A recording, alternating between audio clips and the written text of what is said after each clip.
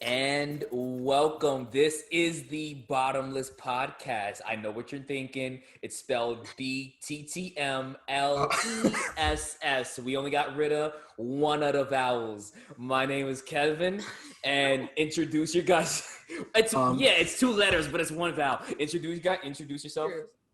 I was not ready, but this is Vincent. This is Leslie, which is pronounced less, like the word less, and then Lee. As in bottomless. As in bottomless. Yes. Bottomless Leslie. So we're just three friends who all happen to be brown, and we're doing a podcast. Love that. So pertinent to what day it is in 2020, Vince, I have my own story about how last week was, but Vince, how was California, and how was the fires, and how was life with that whole thing going on with the weather? Yeah, as the representative of California, how are the fires? Well, on behalf of everyone that lives here, we all think the same thing. It's actually not bad now. The air, I think today is officially moderate quality in Southern California. I can't speak in LA.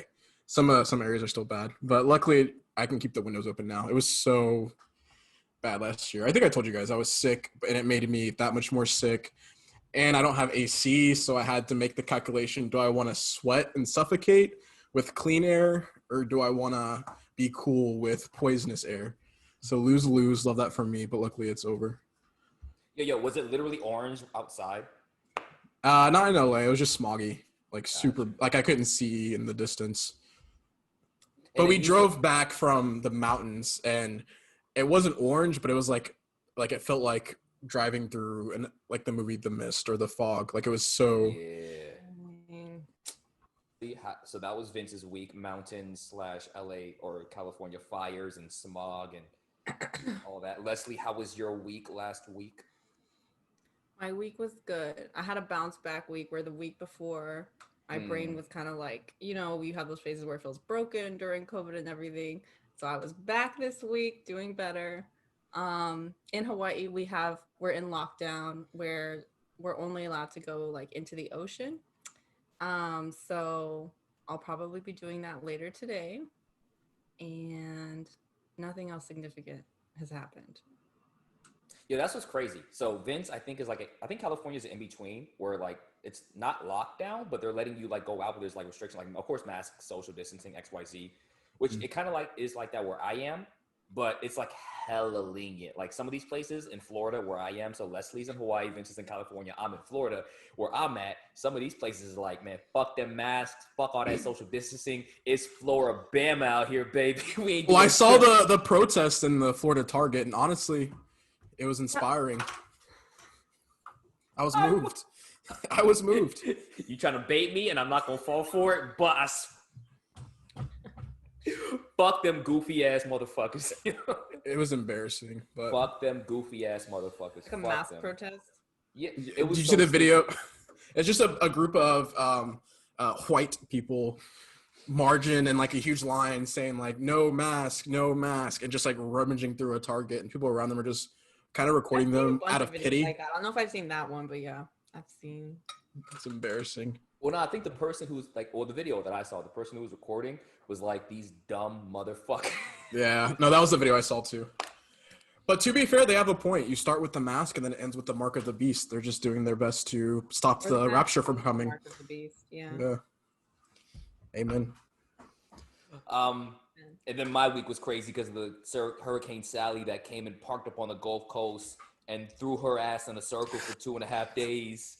My power's back on finally. I was talking to Leslie and Vince for 2.5 days about how my power went out. And I mean, typical normal hurricane shit. If you live anywhere on the East Coast or anywhere in the Gulf, you're used to power going out. Worst case scenario, your house got fucking destroyed and let alone power, water, / you're trying to look for housing. Thankfully, I only had power go out for 2.5 days. Wasn't that bad. sitting near me. And he was using his phone like every minute of it, even though he didn't have power. Yo.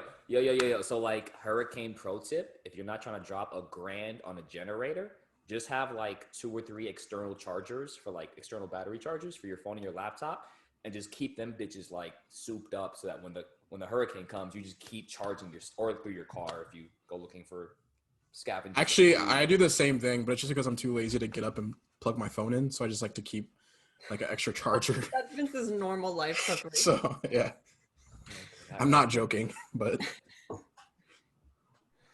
all right. So Wait, actually, I have a quick question. Yes. Vince, do you prefer going by Vincent?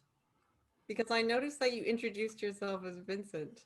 Eric. I mean, it's kind of awkward to ask 11 years into friendship, considering I've always called you.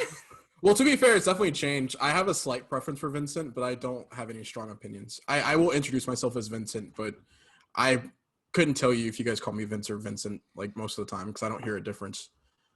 Yo, Okay, can we talk about something real quick? So anyone who knows anyone who knows a Leslie pronounces their name Leslie. Like there's a famous artist whose name is Leslie Ryan, and everyone pronounces it Leslie Ryan. So Leslie let us get like 20 years into a friendship before she decided to correct us that it was pronounced You know what happened is that I corrected them and Kevin was like, I always noticed that you pronounced your name different than everyone else, and I always wondered why is she pronouncing her name wrong, as opposed to like noticing. So yeah. But she let us go like 10 years without ever telling Well, us. I feel like I probably said it once at the beginning, but then I don't want to like turn it into a whole thing. I mean, I don't really mind. Nah, I understand. Yeah. She's been holding on to that pain and suffering for 20 years. In this podcast, we will be exploring that pain. Yeah. Kind of. Bottomless Leslie. Vince, you ever send an eggplant emoji to a girl? Oh. I'm so upset. Wait, I actually want to know. And then Leslie, get ready because I'm gonna ask you. Don't answer yet. If a guy has ever sent an eggplant emoji to you, and is if that he a thing? Did, what you replied with? Is that a thing to do like unironically? I feel like that's not the move. Clearly, Kevin thinks that it is. So, turning the question back around, Kevin, how many girls in the last week have you sent that emoji to? Yo, there's an ongoing narrative that clearly Vince has gotten Leslie onto, which is that I have hoes. And I want y'all to know, my last relationship was more than 2. I mean, we might be coming up on 3 years. Crumbled 2. I think we're coming up on 2 years for my last relationship. My phone and my romantic life has been dry as shit. So join the club. There we go, Kevin, platforming himself to find somebody through this podcast. Yeah, the purpose of this podcast is to find us all love. It's literally for Kevin to find a boo. If you're single and Christian and ready to mingle, you're down to be an apocalypse boo. Because if you and I say Christian because Leslie and Vince ain't fucking with you. If you Christian and ready to mingle, okay. I'm joking. I mean, there's some truth in that, but anyways, if you're ready to mingle, hit me up. So in other words, this is the podcast version of Flavor Bottomless of Love, or Bret Michaels Rock of Love, or Tequila Shot of Love. I'm clearly Bret Michaels, Kevin's Flavor Flav, and Leslie's clearly Tila Tequila. That's so racist. I'm not even black, but that's so racist. That's why I switched up the race a little bit so no one can make that accusation. But Leslie had to be Tila Tequila. Accept. Can we insert some Tila Tequila music here? Thank you. Yes. So Vince, you have sent a girl an eggplant emoji before, even if jokingly. I probably have done it jokingly, but I don't think I would have. I feel like that's not the move. All right, speaking of emojis, Kevin, you've been using, I hope our listeners can understand it. Yeah, if you can pull it up, sorry listeners, you'll have to do your best with me describing it, but it's the purple, very pixelated looking, like it's an old video or computer game octopus emoji, and Kevin's been using it left and right for the past several weeks. There it is for our people on YouTube. Is that from like Galaga or something? It looks like almost like a Galaga alien. So the reason this conversation came up was because I had a reason I was using it, but Leslie had a whole philosophy behind why she thought I was using it. So before I explain why I was actually clicking it, Leslie, you should explain what you thought the implications were. Okay, and actually, real quick before we do this, because I don't think Vince had like intense opinions, but I'd be curious how you had been reading the emoji. You go first. I don't even know. It just read as a blank. You just skimmed by I it. just feel like my relationship with emojis is a little more fluid, you know? It doesn't always mean something specific. Well, I don't think okay. I felt like the way that Kevin used it was usually like, first off, I feel like the octopus thing looks like it's raising its hands, like it's like, so it kind of seemed like it was like in that vibe, but then it was like, it felt a little bit like you doing that, but sort of like behind a screen in the same way that the emoji looks pixelated, and it's like, it doesn't look like a real octopus. It looks like a like, it felt like a removed shrug / sprinkle of spicy like commentary. And I don't think that's always how you used it, but that's like the vibe that I got. I vibe with the shrug. I definitely co-sign that. My explanation for the emoji was, number one, the emoji is like, well, actually, Kanye went on a whole Twitter rant about emojis and was like, there's so many lonely emojis. Y'all should be like, we should use like emojis that no one ever uses. And so I picked that one because it looked like one that I'd never seen anyone use before. And then number two, it was pixelated. So like this funny idea, this ironic idea of like the iPhone 12 is about to come out and our phones are getting so much better resolution, but then they decided to make one of the emojis pixelated. So like that contrast between you're holding a really high tech device, but then the image on it is pixelated. And then number three, Leslie, it's funny that you said shrug, because to me the emoji looks like it's doing that, like, you know, when like you're watching a sports game and they make a goal, like in soccer, people go goal, like they do that. I like doing this, like especially whenever I have like game nights with my friends. Like if I win, I like I hold my hands. So I love that. So I picked it because it looked like a little octopus is doing like this. And then number four, which is like one of the major influences, was because literally Vince's like social presence on the internet and then Instagram is like one of like ambiguity / weird / yes, let's get into this / his psychological approach is like weirdness and like emo, but like hipster, but very accessible and relatable at the same. It's a strange balance that he strikes. Thank you. This is true. It's hard work.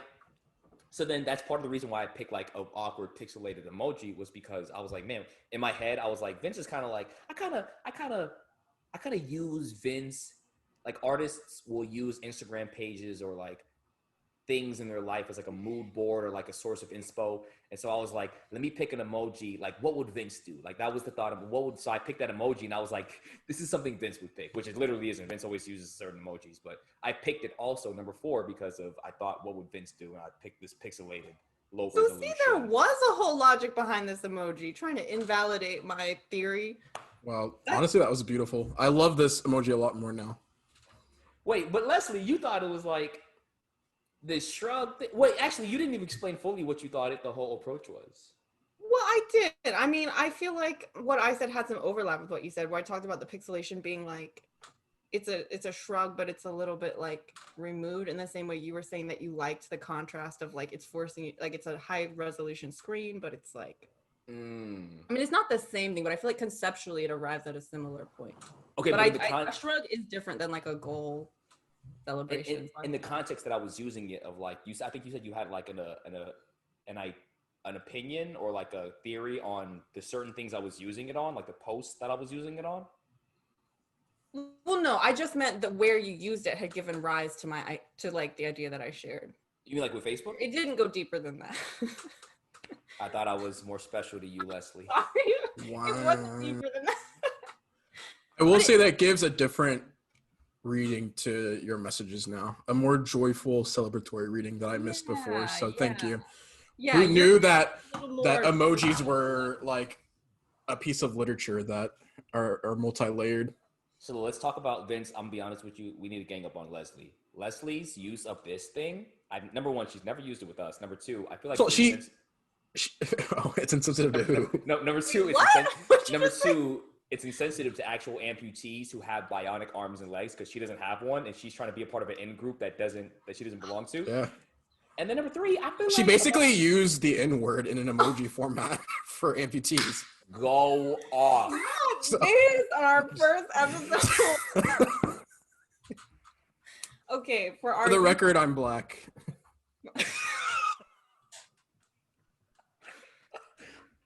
Me too. If Vince gets to see No. And for the record, having African blood doesn't necessarily make you black, but I digress. through, Vince. Okay, for our YouTube peeps, this is the emoji they're referring to. I have been really enjoying using this during COVID. Apparently, I have never used it with either of them. It's basically the strong arm emoji, but it's like a robot arm. But I mean, did you guys want to discuss that one for me? Or did you? My others were good too. I feel like in context, I wouldn't differentiate that between like the normal like muscle emoji. When like That's interesting. I differentiated. It's funny. I saw Joe Budden use it on Twitter, and in my head, I was like, I need to understand why people are using this emoji because it doesn't make sense if you don't have an amputee to be using that emoji. We Gucci. Just keep rolling. Who's over? Who's at your house? So for our first episode, we actually have a guest. Yeah. Bring him in.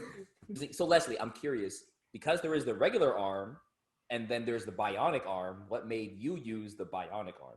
Okay, first off, are you being serious about your thoughts on the amputee thing? Well, because when I saw I mean, like, I'm not actually criticizing you or like saying you shouldn't be using it. But actually that's interesting because I literally hadn't thought of it at all because I just wouldn't think they wouldn't make it in that context. You know what I mean? Way to ruin the emoji. I know,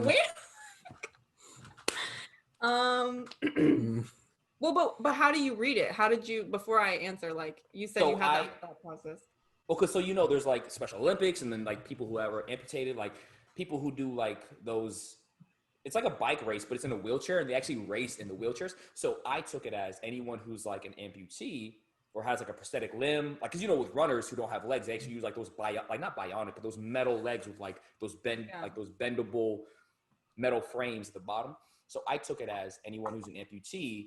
It's like it's a symbol of pride for them of like, we're not letting our circumstance limit us or define us. Like we're still strong in spite of our circumstance or what happened to us. So it's like, I don't need like an actual arm. I can have a bionic or like a prosthetic arm, like a whatever. So I took it as that. So when I saw you use it and Joe Budden use it, I was like, maybe I'm misinterpreting this emoji. Maybe I don't know what this actually means. Well, first off, I didn't know you had seen it before Joe Budden and me used it. But second, that's actually a beautifully empathetic reading of it that I had not thought of at all. So thanks for sharing that. But the way I was using it was like the idea of, I mean, this isn't actually it, but a short way to say it would be the power of technology. And like, it's definitely specific to like a COVID feeling where it's like, I feel like COVID has taken down some barriers that I usually have and like definitely like flattened some things, made me more open to social media in certain ways and like connecting with people on there and like certain ways of expressing on there. And it connects to a lot of other things. But yeah, I just feel like COVID has, and not just COVID, but everything that's happening in 2020, it's like in the same way that, RGB on a screen can create a brightness of colors and like an artificial, beautiful colors that you could never get in real life just because of the nature of like, there's light shining through the color pixels. Yeah. I guess that's kind of how I feel about that emoji. It's like the specific space of technology and social media and the way that it's so heightened in how we're using it during pandemic and during everything else in 2020. And so it's kind of like a happy little like embracing and like, we know what it is. Does that make sense? Yeah, actually it does. It does. Yeah. Which is funny because Joe Budden is like having a big, let me see, what is it right now? September 20th, 2020. He's leaving Spotify, which is his podcast is platformed on Spotify. And the last day was like yesterday, but he was having a big argument about like the value of an artist, especially if the artist is utilizing tech and just this new world we're in and how artists need to view the power of technology. So him using it at the time he used it, and I'm not sure what the subtweet was, But it would make a lot of sense if it was the power of technology and artists coming into a headspace, or just human beings coming into a headspace of like understanding and admiring the power of technology. Well, that, and also like giving in to sort of like flattening yourself into certain spaces, which flattening sounds like a negative connotation. I should think of a better word, but it's like there's a beauty in that way. Whereas honestly, before, I feel like sometimes I would like resist because I was like, oh, this doesn't feel like real, or like I don't want. But now it's like, wait, this is a whole symphony happening over here, and like I'm enjoying a lot of the notes, and like yeah. Okay, that's legit. That had nothing to do with with people who don't have an arm, but I like that reading too, and I will keep it in mind. Cultural appropriate. Vince has a really obscure emoji that he's used for 2 years that I'd never asked. In the context of this conversation, I feel like my emojis are less obscure. True. So for those who are listening and not watching on YouTube, it's the moon with like the eyes to the side and the smiling moon face. And Vince has used it for 2 years, and I've even like used it as well because I try to infer, which is like you can never infer with Vince because he's like so in the weird space. But I try to infer what it means and use it, but I swear to God, I don't know why he uses it or what it means. So Vince, now that we're having a conversation, what do you guys think it means? So sometimes Vince, when he's being weird in person with you, he makes this face like, or he does like he literally just did it, didn't he? Well, he made like a grimace. It's a different face. Or sometimes Vince like does a little dance where he like wiggles one leg. Like Vince does this thing where he knows he's being intentionally awkward or creepy with you, and when he does it and he gets the desired effect of you being creeped out, he like gets all like in his like happy bag. So whenever he's used that emoji, I take it as like it's his confirmation, like his expression in that moment of I was being weird or I was being Vincey, whatever Vincey means. And so that emoji is like a cap or like a signature on my moment of weirdness. That's beautiful. I feel like definitely I had my interpretation. It has always had undertones of that feeling without that being my actual interpretation. But like with that as a foundation, I kind of read it as like it's the moon without, it's like a completely eclipsed moon, or it's without any of the sliver of like, you know, what we see as the moon. And so it's like the other side. And it's also like a black smiley face. So honestly, and meaning what? Meaning what? Always thought what? That since this is black, it was like a nice little like, you know, it's like a Well, we know Leslie has a very interesting relationship with her emojis. The reason why I use it, because I like it. I don't know. I feel like Kevin basically described how I use it, but I also use it just like a normal smiley face and like a smirky face. I don't know. I pick emojis, but I feel like I use emojis that aren't used a lot because it's a blank slate for me to use it in whatever way I want and people to associate it with me. Build your little lexicon. Yeah. That's real. That's real. But it's not as obscure as the bionic arm or the fucking... I don't feel like the arm is that obscure. I guess I thought that most people would read it the way that I use it. Like I wasn't trying to be obscure. It's like, yeah, we're on the same page, right? And then you sent us some weird, like, I don't even know what you sent us. Oh, okay, just real quick. What is that? Speaking of emojis and making friends via emojis and eggplants, Vince, have you ever tried to start a relationship using emojis? You ever slid into somebody DM with an emoji and tried to like, I want to talk to you? I don't think so. If I did, I'd probably just do the eyes emoji. With somebody you didn't know? To be fair, there is no appropriate emoji introduction, so I feel like they're all fair game. Unless you're just sitting like a heart if like you're responding to something, or like a fire emoji. I throw some fire emojis every now and then. That's actually really funny because I did sort of make a new friend during COVID, and like once we converted from Insta DMs to like texting, the first messages were like just a group of emojis from them and then a group of emojis from me. Which emojis? I swear to God, if it's all eggplants, I'm gonna lose my mind. It's all water droplets and eggplants and I'm gonna lose my mind. And peaches and fire and Lipstick. No, actually, they did like the first letter of their name with a bunch of different emojis that clearly related to their vibe, and then I replied with a bunch of emojis spelling L that I don't related. like them. I don't like them. Well, it's not for you. Oh, But yeah, that does relate to the larger topic of like, I feel like something on our minds and on everybody's mind right now is like how we relate to people during COVID and during, this election year in particular. And yeah, just like how we relate to people already in our lives, whether they're friends. And then like, it's such a new thing. I mean, Kevin keeps on bringing up like dating. So that obviously, but also just forming any new relationships right now has definitely been distinctively different for me as far as like the process and the outcomes. So I was curious to talk about that with you guys. I don't know if we want to start out with like how we're relating with people already in our lives and like. well, do you guys feel like you've made? I mean, clearly you have, but have you guys made like new friends in COVID? 'Cause I'm not sure if I have really. I've made a couple new friends, and it definitely specifically was helped by just it being 2020, like the things that we connected on. Yeah. Let's be real quick for my input. Leslie's talking about making friends during COVID.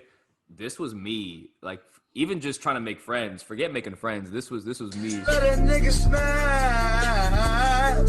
Let a nigga beat up on the booty cheeks. All right. Bruise up the booty. Oh! What is that? First of all, not this show and tell. So Leslie's talking about making friends. Let's get down to the real before I get back.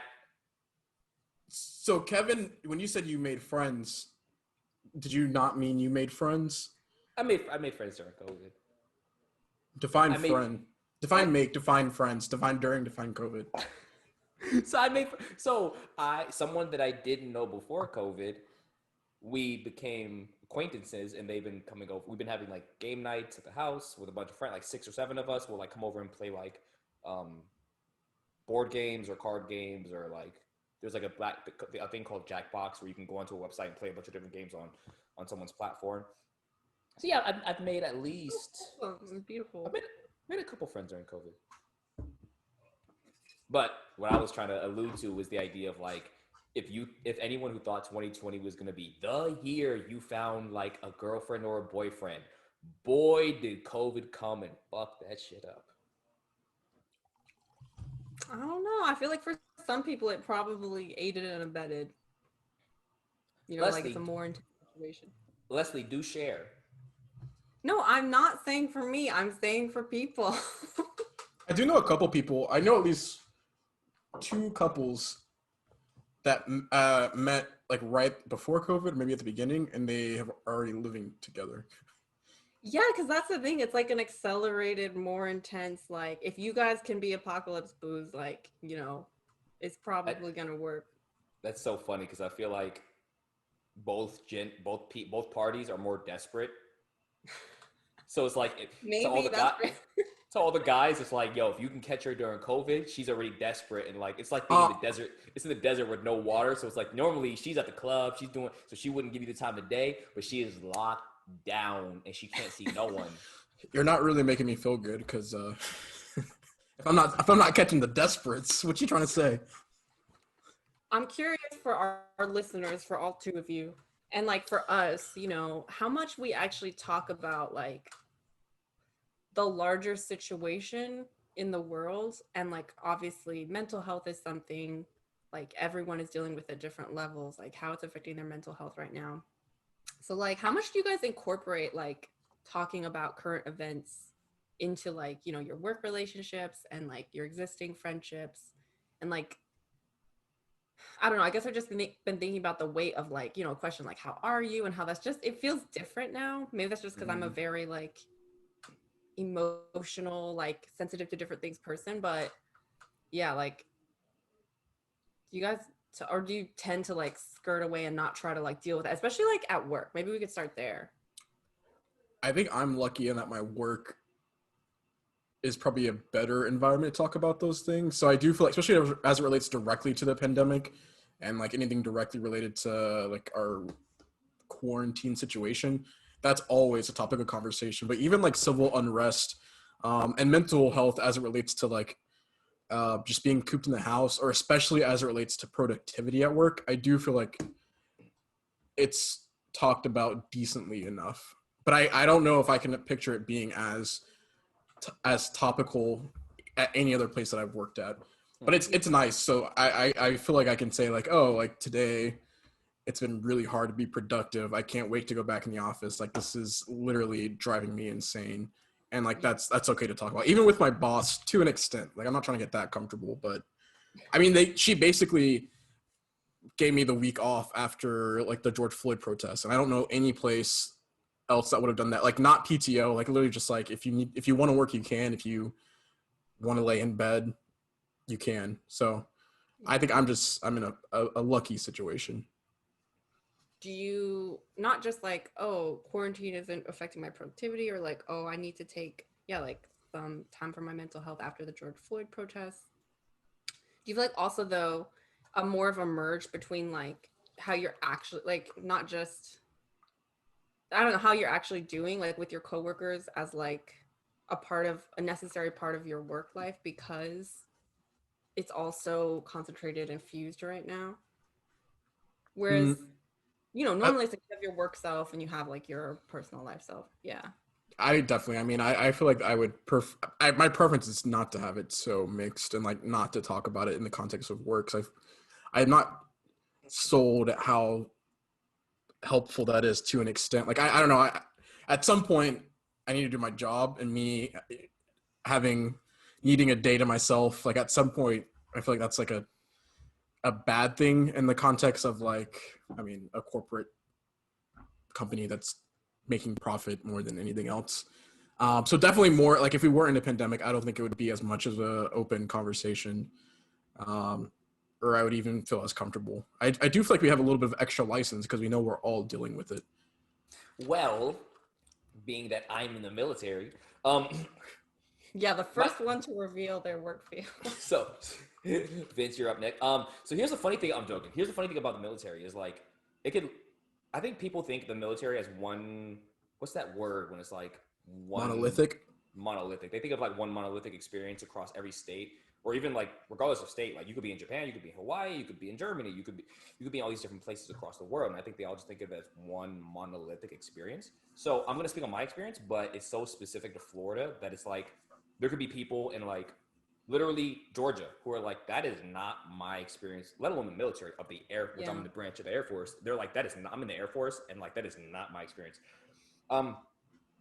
There's this weird thing about the military where like I think there's a higher level of comfort of talking about things. And I don't know if it's by the nature of the job, because we're all kind of agreeing to doing something that has like this very specific agenda and mission to it. And so because of the agenda and the mission, because the military can be so polarizing as it is, because we're already in something that can be so polarizing, there's a level of openness and willingness to talk about things and have conversation. And because, of course, by virtue of just the nature of the job, the military is predominantly male. And I don't know what it is about males being around other males who agree to do the military job, that there's just an openness to talk about like political things, social things, personal life things, if it comes up, if you're comfortable with your coworkers.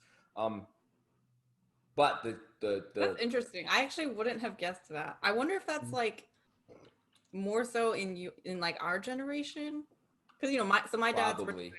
My dad's retired Army, and I feel like that was never. But also, he was also like came here from Korea when he was 30, so like the language was harder. True. But anyway, sorry. That's just really interesting. I did not guess that.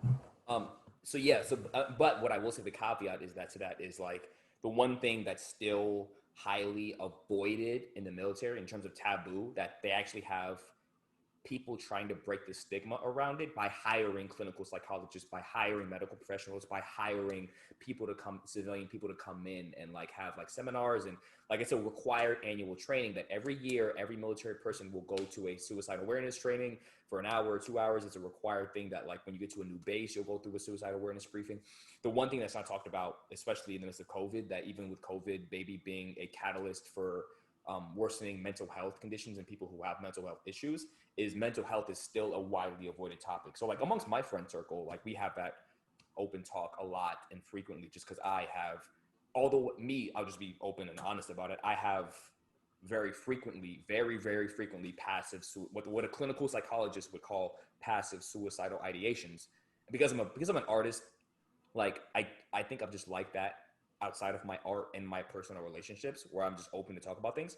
So within my friend group is very unique, where we talk about mental health and suicide thoughts and suicidal and all these things. But within the military context, people have fear of like, what if I lose my job? What if I get kicked out of the military? What if they put me on medicine? What if I can't? What if you have a clearance? What if I lose my clearance? So there's all these stigmas and fears, because honestly, people don't have a lot of education about like the spectrum of not only suicidal thoughts, but mental health, that it's almost treated like, no, it's just one thing. And if you even say the word suicide, they're going to throw you in the nut house and take away your job and all your livelihood. And so we just kind of avoid it. Even if I have thoughts about it, I don't want to let anyone know. Almost like back in the day with the Salem witch trials, like if they even like had a hint, a whiff, you might have been a witch. Even if someone just wanted to accuse you wrongly, it's like you're going in the we're burning you at the stake. So it's kind of like that in the military, where it's like, we don't talk about that because that's like icky. We don't want it. It's taboo, and we don't want anyone to like lose their job. Yeah. Yeah, that actually, so that was part of why I had such, like, 2 weeks ago was a really hard week, because someone who I know was like finally going to start going to therapy, and they're a veteran, and they were going to go through the VA, and I checked in with them, and they didn't go to their first therapy appointment, and I was like, oh, why? Like, you know, it was their idea. They were actually really excited about it, you know, like they wanted to, and they were like, actually, like when it came down to it, they were too scared. Basically, they tried to put this person in handcuffs, which I hadn't known before, but like they had gone before because they felt like they were a danger to themselves, you know? Yes. Yeah. And they talked to, you know, a therapist. And then when they started talking about their suicidal thoughts, they literally like brought someone in and tried to handcuff this person. And I hadn't known that. And like literally my brain broke. Like I literally, like my brain was broken 2 weeks ago. Like I couldn't even eat, because it was just like, how, especially like, okay, in the Army where they're supposed to be extra like, hey, this is the VA, this is literally dedicated to taking care of people who have like PTSD, let alone anything else. And it's like the last thing in the world, you know, unless they're like actively holding a knife and like trying to stab themselves, you know.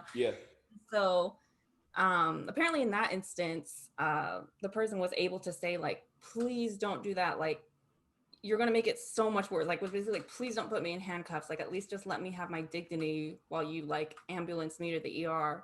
But because of that, they're like, I'm too scared to go back. I don't want to be put in handcuffs. Like, it will destroy me. And I'm like, yeah, I mean, that makes sense. Yeah. And it's just, I don't know. It's very indicative that like in the Army, you're saying like, it's easier to talk about those things, but it's a liability issue. Like when you talked about why people don't want to talk about suicide, they don't want to lose their jobs. They don't want to like, the reason why their policy is to put people in handcuffs who are seeking help at the VA is because they don't want to be held liable just in case anything happens. So they'd rather subject that person to literally being in handcuffs, sent to the ER to help them with their suicidal thoughts because they don't want a lawsuit.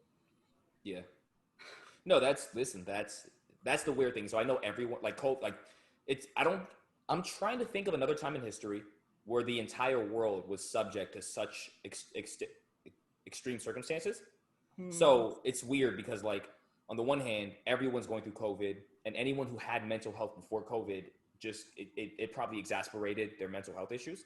But yeah, the unique subculture of the military across all domains of like US, outside of US, of course, there's already mental health outside of the military and in the military. So you take the military, which is its own unique bubble, you take mental health, and then you just throw in the ingredient of COVID, and then it's just really massive civil unrest, unlike any, for good reason, you know. And then not just civil unrest that's distressing, but civil unrest that's for a cause that I think all three of us are very much like, yes, like yes, please, like.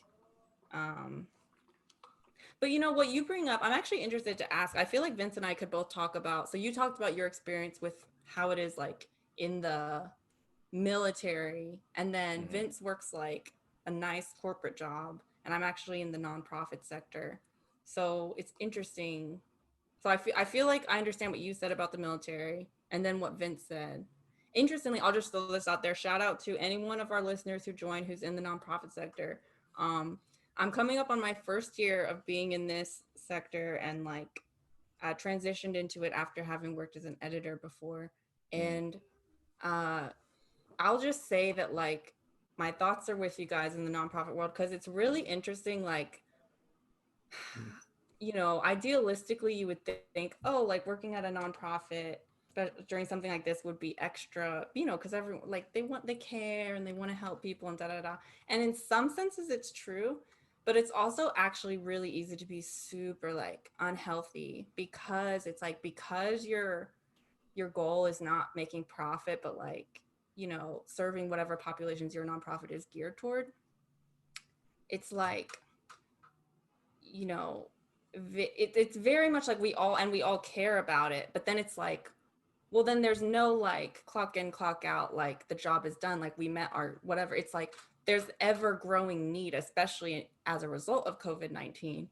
Yeah. So it's just been like, we've had to have a couple, we actually had like a staff, Oh wow. basically like a staff breakdown on Monday where we were like, all right, everyone at the same time is kind of like, you know, just, hey guys, like we're all really in an unhealthy work-life balance where there isn't as much as there should be. And like, you know. What about like the situation, if you guys are able to, I guess, extract, like, I'm curious, like what exactly, like obviously mental health is a topic of conversation, but what exactly about the situation is so exacerbating, right? Like I feel like for me, my mental health journey is a little bit different in that I've been on there's like a separate mental health journey of like depression and anxiety that I was already dealing with, that's a divorce of this and is arguably like getting better, but there's a separate like quarantine related journey which has its own ups and downs. So I feel like I've been trying to process like what unique triggers exactly are forcing these ups and downs. And I feel like it has to do, like, to answer the question first, more so with just that lack of separating things, like work and life and personal life is probably the most obvious one, but being cooped up in one place and having to context switch all the time, for some reason, I actually, I mean, I don't really know why, but it's challenging. It's like demotivating. It's hard to be as invested in everything.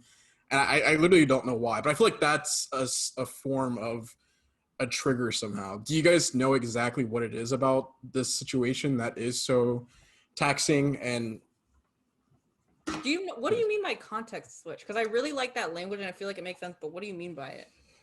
just like, I mean, like literally at 5 p.m. I'll be sitting literally at this table doing work, and at 5:30 I will be watching YouTube at this table. At 6 p.m. I will be FaceTiming someone from this table. And it just feels like I'm 6:30 p.m. I will be eating from this table. It's just like I'm doing everything at home, and there's something about that at times I don't mind, because I do like being a homebody. So in a normal time, like spending a week like this, I probably enjoy. But there's something about it now that's just so demotivating. And I think due to that demotivation and like I'm not as productive, I'm not as energized, I feel like those things like get me down for some reason. Yeah. Such a good question. My opinion on it, I guess. What I will say is it's when I was in school and schools were talking about making uniforms mandatory, as like my 14-year-old self who thought I knew the world and understood life was like, You did.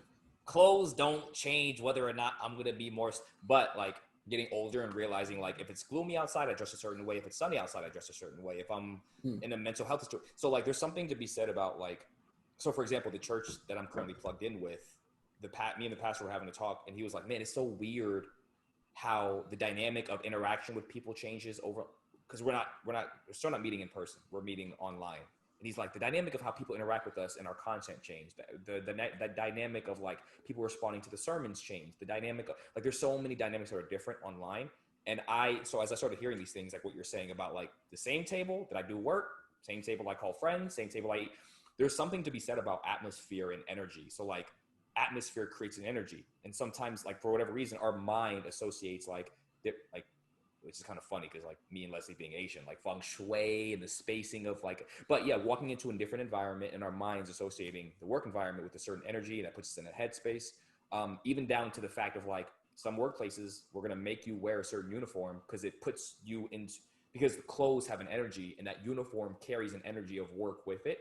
And so Why was the first thing that came into my head, like, you know, those fast food, like diners and stuff where they have like the striped hats and that was the first. I love So, a like, good burger hat. Yes. so it's weird to like, man, yeah, it's been weird to like, I have to sit at the same table that's supposed to be a space of leisure and comfort and calmness, and you're basically, because of the circumstance, I'm required to now Like desecrating the sacred vibes. yeah. Yeah, So, it's a yeah, loss. yeah. You're losing that space in a sense. Like we've lost this isn't home. This is home plus work, home plus Office. all the above. Yeah. Yep, Yeah, yep. facts, super facts. The last thing I was gonna say, even with a married couple where the wife is like, don't bring, or like a husband's like, I'm not gonna bring work into the home because like when I get through the door, I leave work, because they understand even conversationally it can carry energy of like stress and anxiety or burden. And so the idea of, like you guys said, sacred and consecrating or like desecrating, it's like, man, now you're asking me to like pour this desecration onto this place in this area that was so sacred to me because it was the one place where I didn't let work get in the door. Yeah. I was gonna say, for that exact reason, behind me you'll see, well, I covered it in a blanket. That was my attempt at kind of like a cutish changing my back. Love that. My blanket. But it's actually a baby crib for like when my nieces come over. And we specifically, my sister helped me rearrange my room once pandemic had been here for a bit, so that it's like my desk here where I do work, and then the crib like is a visual block between my desk and my bed. Because before, my desk was like right next to my bed, and it was just like, it felt awful because I would like finish work and then maybe like walk 2 feet and plop down in bed and like, you know, decompress on my phone or something, and I hated it. But I will add that actually what both of you guys are talking about as far as the melding between vibes and between spaces and between work life and personal life, part of it I actually really like, especially at the beginning of the pandemic, where like I remember I mentioned events when we were talking how like on a couple of FaceTimes I would see like some of our board members' kids running around, or they would run up and be like, mommy, and like I loved that. And just some of the situations that came out of it were like, maybe we'd be working and like, you know, a coworker would be eating and I would find out, oh, they're like really good at cooking this type of food, and I wouldn't have known that. So in some ways, and just the sense that I feel like we all had to survive this, no matter where you work, like to survive this, we've all had to sort of add a layer of like humanity to each other, where it's like there's room for like COVID becomes the placeholder for like, hey, we just understand if like something big comes up or whatever. Whereas I feel like that should always be there anyway. So in some senses, I feel like that's been good, but I think that the unhealthy part is, I mean, I just agree with both of you where, You know, it's kind of like not that I would know from personal experience, it's just from reading and watching movies, but my understanding of doing psychedelics is like if you have a bad trip, to stop the trip from going bad is you change your setting, right? So you go to a different room. But like in the context of COVID, you can never change your setting. I mean, literally you can, right? You can take a walk, which I take walks, but that concept largely has been removed. And I feel like that's also, even if it's not specific to like, oh, I'm taking work at home, but whatever it is, work, personal, if there's some negative piece to it, to change the setting is like a lot harder now because your options for settings are far and few between. yeah. I can go to my living room or my bedroom. Yeah. You just go to the bathroom. Be alone. Maybe sit in your car. Yo. Yes, Sometimes I actually have during COVID a few times just like gone on drives like around the island. I live on Oahu, and like I've like gotten some good music together, and that's been like a form of self-care to get out and about. And man, I thought of something. What was it? Oh yeah, I'm also curious about, I feel like there were a bunch of memes that popped up again at the beginning of the pandemic about how like extroverts were dying and it was like introverts' time to shine. You know, like extroverts, it's so much harder on them. And like I have one friend in particular who's the most extroverted person I've ever known. You both know her, Sarah. And she literally like it hit her so hard. And for me, I was actually truly like thriving and blossoming like for the first bit, like it was like so good for me. I was like, oh, this is such a relief. And even like I distinctively noticed, so my sister is much more extroverted than me. The way that we've come to describe it is I am extroverted because I'm introverted. So in the sense that my core is introverted, but because of that, and I have need and I like people, I go out into channels of extroversion. She's introverted because she's extroverted. So at her core, she's extroverted, but like because of that, you know, she explores the channels of introversion, if that makes sense. So anyway, like our relationship has just been great because through no fault of her own, when I had to be, you know, in person at the office every day, and like it's a small office and like with two other people close and we're talking all day, I would get home and just like not have as much energy for interaction, you know, and like she meanwhile works from home and would be like starving and like ready to go and God. and I would just, you know, especially, so we've lived together for a year now, and especially our first couple months, it caused so much frustration on both of our ends because she would get so hurt that I'm like, what? We haven't seen each other all day. And I'd be like, it is not about you. Like, I need to be able to go to my room, shut the door, and be alone for an hour before I have like the capacity to like enjoy any more interaction. But now we've just been, yeah, thriving in our own little self-sustaining ecosystem where it's just us with each other. But I'm curious for you guys, because I know you are both introverts in your own expressions of that. And like, I don't know. I feel like it's made it a little easier on me, even though it's not as easy as it was. Overall, I still feel like it's easier on me than my more extroverted friends. Yeah, I definitely think, like, especially it's been long enough where the parts I enjoy a little less. Yeah. But I do enjoy, and I mean, I just got my own space too. I do appreciate, as someone that likes to be at home and likes to have space, that I have that, and I have a lot of it. It's just, I wish that wasn't all I had. Yeah. You know what I mean? Yeah. Like to an extent, it does feel good. It's like recharging, but. Can you imagine if there were a pandemic that did the opposite, where it like forced us all to like constantly have to like be with each other and never? Oh, I would have lose my shit. That would be, yeah, that would be the Someone end. would Like, die. Yeah. Me or the people around me, but someone would die. Someone's gonna die. Agreed.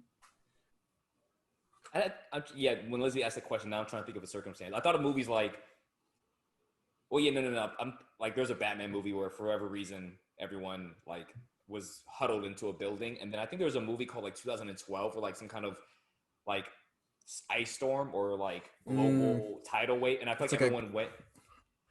Yeah, I remember that movie. Yeah, I feel like everyone like bunkered into a library, but yeah, that's an interesting idea of like everyone, but. Same. I mean, in that context, there might be bigger fish to fry where your mental health is more concerned with, you know, dying and like climate catastrophe. So maybe you have different priorities, but honestly, at no promises, I might still go insane. Oh wait, have you guys seen Lost? Like, no sprinkles. I know that you've been talking about it for the past month. Basically, they all crash on an island, so it's like you can go be isolated if you want to, but the best chance for survival is like sticking together, having community, that's an interesting idea.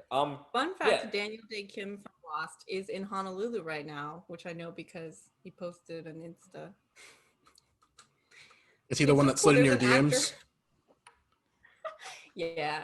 Hey. No, I'm kidding. But like, it's cool living on Oahu. I feel like there's a couple celebrities like that where I'm like, oh, I didn't know like they have a house here and they're around, and it's literally such a small island. So I feel like I have a chance of brushing with someone famous like Vince in LA. Have you run into anybody famous or like seen a film set or something? For sure, I've seen film sets. Besides the ones that I was starring in. That could be one of our little bonus clips that subscribers of a certain degree of involvement. Yeah, that's top level Patreon membership gets you exclusive video of me and my daytime TV career. I mean, I definitely have like ran into celebrities, not as much as you'd think. I thought Vince was gonna say top level. I thought Vince was gonna say top level subscriber on Patreon can get you an in-person meetup with Vince in LA. I was like, damn, he's giving out all. Oh, I like that. No. If the top level subscriber, I mean, depends on how much that is. I've seen. What have I seen? I saw like Jason Derulo. I saw them more. I feel like when I was dancing, because I would be at studios and like there are like auditions. Like Jason Derulo was at an audition. Fun fact: we all enjoy dancing, or used to, or still do, or in some way like enjoy. Mm-hmm. Subscribe to our Patreon and we'll upload improv videos. And what Leslie is leaving out is like we all used to dance. We've all choreographed before. We've all been a part of dance like groups or dance teams, and then Together. We've all together. We all were on the same, let's just say it how it is. We all were on the same church hip hop sort of like praise group Amen. dance team and would do performances for a very large mega church in North Carolina. And they were fun oh, times. have the mighty have fallen. How do you guys think? Do you guys feel like the conversation of mental health looks different or feels different, or how do you think this pandemic will change the way we talk about it, like the form or even like the frequency? Well, I already know that like a lot of insurers have changed their policies, right, to where like it will cover therapy or mental health services that they previously didn't. At least I've heard that. I haven't looked into mine, which I should, but like As they all fucking should, but that's Yeah, sick that that's yeah. somewhat happening.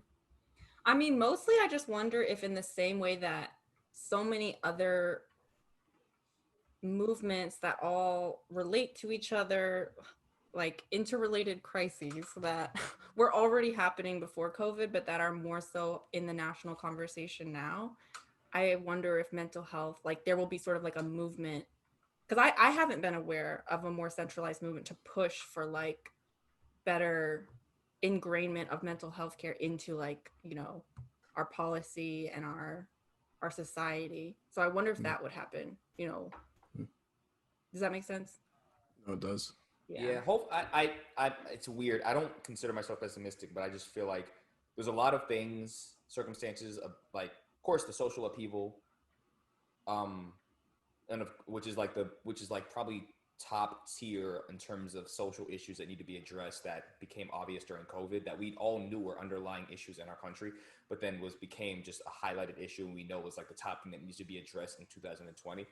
And then I feel like mental health, it's being discussed, but not as openly still. And I feel like COVID, I feel like mental health is one of the things that that COVID was like prime real estate to like, we need to talk about this. Like this needs to be talked about, but it's it was not like being an talked. excuse. That's the thing. I feel like it became, and for people who have always maybe been like ashamed or like it's harder, you know, because it's like embarrassing or there's taboo. It was like, oh well, you know, COVID. Actually, and I'll just say it. You can tell me if you think this is wrong, Kevin, but I've seen people in my life who enter the military and then because of having been through a deployment or, you know, having gotten diagnosed with PTSD or something, that in the same way serves as like, oh, well, now I can talk about mental health because I've been through something so hard.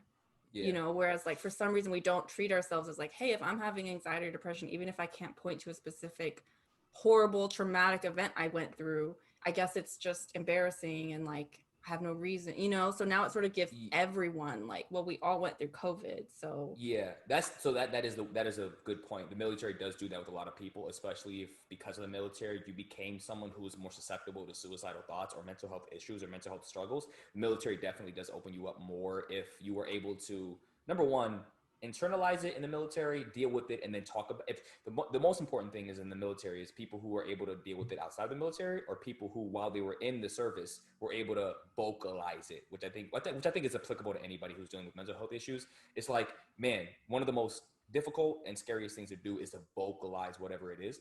So it's definitely a thing. And I will say, like, with the military, of as many critiques as being someone who's in the service, with as many critiques as I have, they're one of the people who I've never seen anyone spend as much money, as many resources. Like they have a separate budget for mental health and for suicide because they know it's like a huge issue.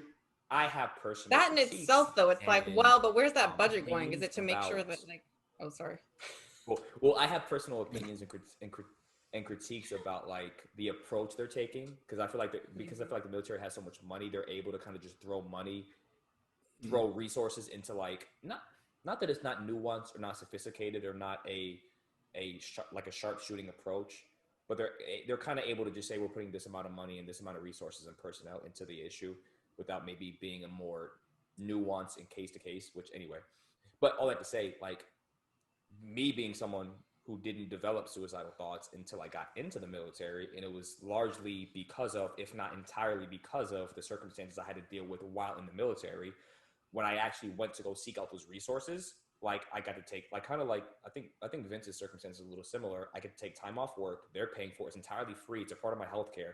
I can have as many sessions as I want with as many people as I want. If it becomes an issue where I need to get medicated, that's going to be paid for. So what I will say is like one of the things about it is like, man, if you're listening and like you're in the military and like you're just like scared of like losing your, like, I highly encourage anyone in the military to milk the motherfucking military for every dime and dollar that they're willing to spend for you on mental health, like counseling, therapy, clinical psychology, medicine, like everything, because they're going to pay for it and they're going to take care of you. And at the moment you say it, the moment you go to a supervisor or a health clinic and say, this is what I'm dealing with, they're going to treat it seriously. At least the health clinics, they're going to treat it seriously and they're going to take you into consideration and actually get you like the help you feel like you need. And they're going to sit down with you and figure out what's going on. So like, yeah, that's all my special. I would love to see, and not to get on my my soapbox. Well, first in general, like we're in a resource rich enough society where we should all be in the position to milk the same resources that Kevin has access to. So that I would love for that to be the conversation as we go through COVID. But a piece of the conversation that I would love to see become more prevalent, and it hasn't, and I don't know if I've done my job in even talking about it myself, but is like the idea of mental health. Yes, it's becoming more normalized to talk about it, but the way it's normalized, it's still like as an individual affect. Like it's us suffering from mental health as opposed to what are the things. I wasn't going to say the M word, but like what things in society lend itself for us all to have depression and anxiety. And it's not just, it is material conditions, but I mean, and it's not just the pandemic, but like, you know, like it's not us malfunctioning via depression and anxiety. Like I would say it's a malfunction of our society. And I don't think that we have that kind of conversation yet. Like, oh, why are we all so alienated and all feel so like we're already alienated. This is just exacerbating this. So why can't we have a conversation about, okay, when we open society back up, how can we be a less alienated society? How can we be more communal? How can we be more empathetic? How can we have more economic stability, aka our material interests? Like I would love for this to be a time where that conversation should begin to evolve. And I do think that's very unlikely, but in my dreams, that would be what comes out of this, because what better time to talk about it when, like y'all said, like we're all dealing with mental health. Right. It's the idea of artists creating dystopian art versus utopian art and the utility of both, right? Because like, actually, I'm finally almost finishing this book by, have you guys ever read anything by Naomi Klein? It might be Naomi or Naomi. No, but I feel like you've recommended stuff I think before. I told you, yeah, before that I had started her book. Cornell West wrote one of her little back of the book like recommendations, and she actually mentioned that book you said you were reading, Vince, In the Wake, right? That was in it, yeah. Which I'd love to come back whenever you finish. I need to get back in that. But anyway, she was writing about how in large, like basically the working class, the majority of people, when they have risen up and enacted, however successfully, large-scale change in their societies of the magnitude that is necessary for us as a world to address the intersecting crises of climate change and racism and capitalism in the way that it functions. Like, she was writing about how back then the popular readings were utopian stories, and that is part of what made them successful, because it wasn't just people angry and recognizing all of the issues with their current society, which is what dystopian art starts to do, especially like sci-fi. It was, okay, yes, we're rejecting this, but we have something to say yes to. Whereas I feel like everyone, right, there was all that talk when Trump got elected of how like books like 1984 surged in popularity because everyone was like, oh my gosh, like this is what's happening, you know, this is where we're headed. Whereas like, can you guys even name a single modern work of utopian fiction? You know I can't. Or let alone like TV show. Like, what are all the popular TV shows right now? They're all like have dystopian, end of the world, apocalyptic vibes, and it's like we're just all like loving how we're like, oh, that's so pointed, that's so, but we have nothing, like no central narrative of like, but what are we looking toward? Which I feel like is what Vince is saying in context of mental health, but obviously we need it in a broader context too. Like, not just what are we against, but like what can we look toward you know, and utopia, I read this, I think it was in that same book. Yeah, she included this quote where it was like, the purpose of utopia is not that, it was something like, as you're walking toward it, you're not, oh man, I'm really screwing it up. But basically, it was like the function of utopia is that it keeps you walking towards something. It's not, of course, that you're going to be able to realize whatever that standard is, Yeah. but it's something to walk toward, you know, instead of running away from something with no set path. Yeah. So Well I said. agree. If Yeah. if we spend more time, I guess, like applying that, like spending more time daydreaming about what post-pandemic life could look like, as opposed to just clamoring for back to normalcy. But to be fair, like we're all dealing with mental health. Like I'm not faulting anyone, right? Like it's easy to just be like, fuck, I'm sick of the situation. But also I feel like it's a missed opportunity, because what other time in history in our lifetimes will we ever all be in a similar situation with the type of mental health precarity that we all have as a entire society, regardless of demographic. Yeah. Have you guys seen those? There's several different versions of this list. Actually, I would say, Vince, I feel like that conversation is sort of happening, but it's not in the national spotlight. Because I've seen the list circulating where it's like, you know, suicide prevention does not look like posting, hey, call me if you need to, or the National Suicide Hotline. It looks like universal health care. It looks like a living wage. It looks like, you know, blah, blah. It like basically a lot of the thing, you know. Have you guys seen those? I've seen some, but I feel like it. I mean, I would need to see like specific reference, but I feel like it's easier for most people to find that like in the quote unquote genre of politics as less as applied to like what happens out of a pandemic. Like it's not rooted in that, which I feel like we need. Yeah, that makes sense. Yeah. I'll say this, as far as I'm thinking about like how mental health and suicidal thoughts need to be more, or at least people feeling comfortable to admit they've had suicidal thoughts needs to be more normalized. And so, of course, going back to my military context, I think it'd be cool, like, and of course, this would need to be applied to like corporate, nonprofit, every context. I just think it'd be cool if, like, in the military specifically, like, man, like for example, you can't wear jewelry and bracelets and stuff like that because it's like when you're in uniform. When you're in uniform, you have to wear the uniform. You can't have like jewelry unless the bracelet is like in commemoration of like someone you knew who like died in combat. I think it'd be cool if like they like for uniforms, if you had like a patch or like for a bracelet where you could like you could self-identify as someone who's had suicidal thoughts, to more normalize like the fact that like you can be someone who has suicidal thoughts, who has mental health issues, and still be someone who's like a high-ranking military person or a normal person in your community or a leader or someone who like hosts volunteer events or a nonprofit sector person or a corporate person.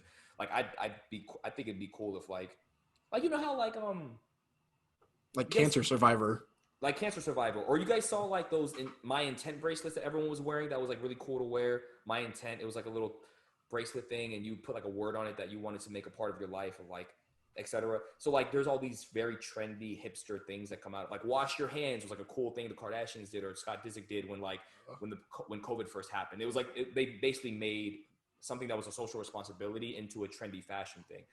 I just think it'd be cool if like across military sector, where it's not necessarily a fashion thing but an identifying thing, across nonprofit sectors, across corporate sectors, across every sector, whether it's like nonprofit, military, corp, whatever. I just think it'd be cool if like every sector created its version of, we're letting our people as a part of their work uniform identify as someone who like has had suicidal thoughts or had mental health issues, for the sake of like normalizing it. So you might see people like celebrities or like CEOs or like really rich people or really artistic people or normal people just have these self-identifying brands of like bracelets or necklaces or t-shirt or whatever you can wear in uniform at your job that makes it like, oh, I didn't know he had suicidal thoughts.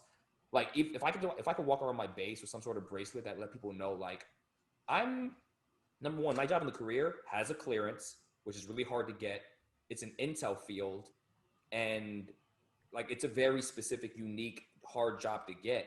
So if people saw me walking around with a bracelet where I identified like, man, I've had suicidal thoughts and I still have my job, I still retain my clearance, and it didn't hinder my career, I think it'd just be like inviting for people to be more open about mental health. But that's just my little soapbox spiel about how we should like fashionize and normalize people being able to vocalize their mental health issues or even their struggles or their havings of suicidal thoughts. No, I love that. I keep picturing like fucking Elon Musk doing that and like doing it for profit and like feeding us drugs to make us stay in like depression, but then like giving us, you know what I mean? Like I can just see another dystopian story idea. Yeah, I can see capitalism just really appropriating that for all the wrong reasons. But I genuinely think that's a good idea. That's interesting. I feel like I don't know if I would want. I mean, I respect the idea. I don't know if I would want to do that. But in other news, this week at at the grocery store, there's this certain type of vegetable that I've been eyeing for a long time, and I finally decided to buy one, and I'm gonna try stir frying it. So, all right. Shorty, I thought you was gonna say an eggplant for 2 seconds, and I was about to be like, "Is lit." That was good, right? See, I didn't want to do it right after you had your whole beautiful idea, Kevin. Just my response be in other news. So thanks, Vince, for sliding in that little. Yeah, I was trying to think of like a comedic relief ending, and it was good. My joke was, thank you. I tried. Thanks for joining the Bottomless podcast. Please, if you enjoyed today's episode, click subscribe, and you can follow us on Twitter and Instagram at Bottomless, spelled BTTMLESS podcast, all one word.